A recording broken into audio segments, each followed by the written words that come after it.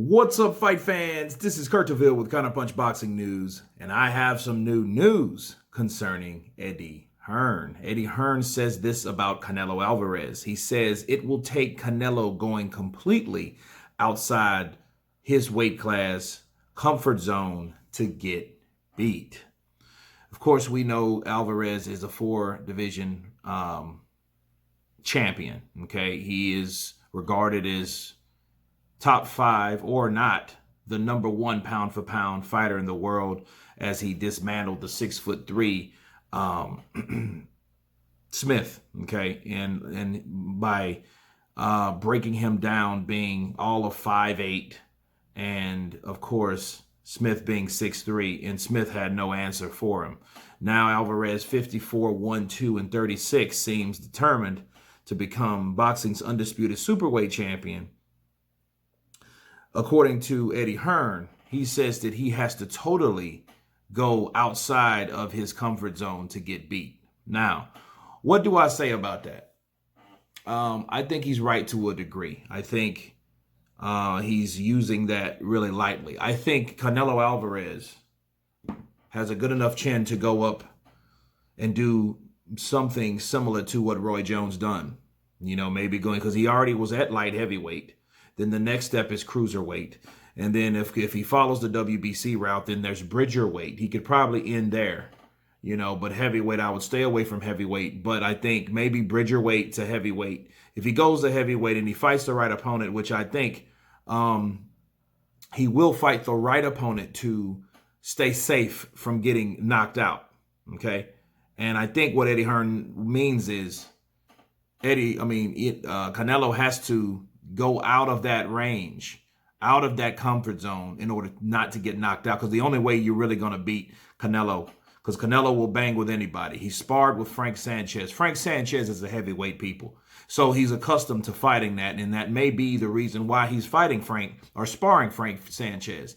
Because he knows Frank is a heavy-handed enough fighter. He can move quickly. He's a hell of a lot bigger, right? So he's got his pound of flesh right in front of him at his gym. Okay, he has the Cuban Flash right there if he wanted to know what it's like to fight a heavyweight. What I'm saying is, I'm saying that he would have to fight someone that's a really dangerous puncher to get KO'd.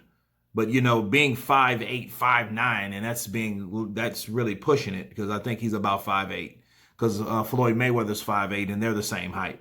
And Floyd is not 5'9", okay? So I think him fighting, going up to that weight class, that would be the only way he would get beat.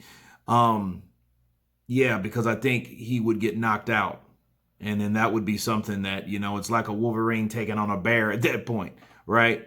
But I feel that Canelo Alvarez would probably outpoint anybody from here to bridgerweight if he doesn't get in trouble or get clipped. And I don't know how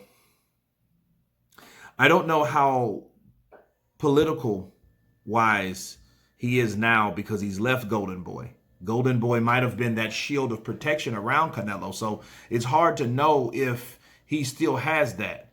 But I can tell you this. He beat Smith. He beat Callum Smith. He beat Liam Smith.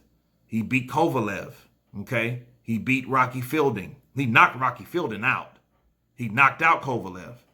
You know, he's done so much in those higher weight classes. And at 168, I think he is his strongest.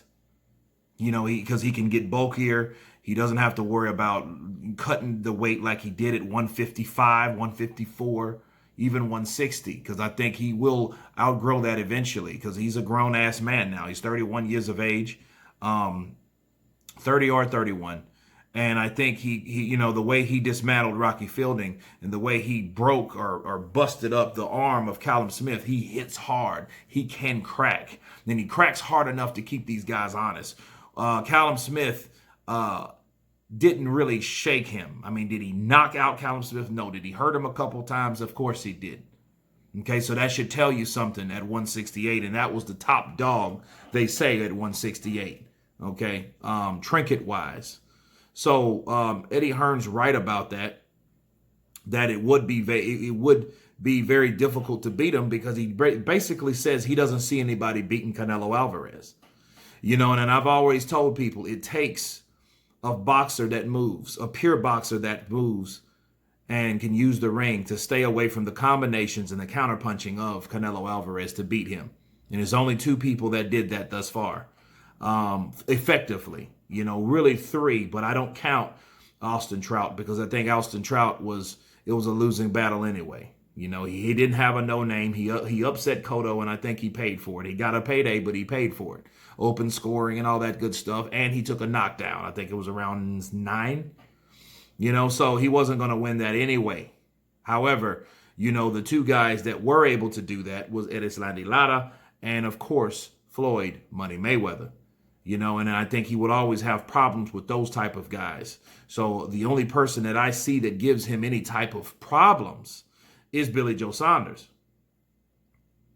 And Billy Joe, even if Billy Joe outlands him like Golovkin did the first fight, outpoints him, might out-hustle him, it may still be a situation where he might still get the nod.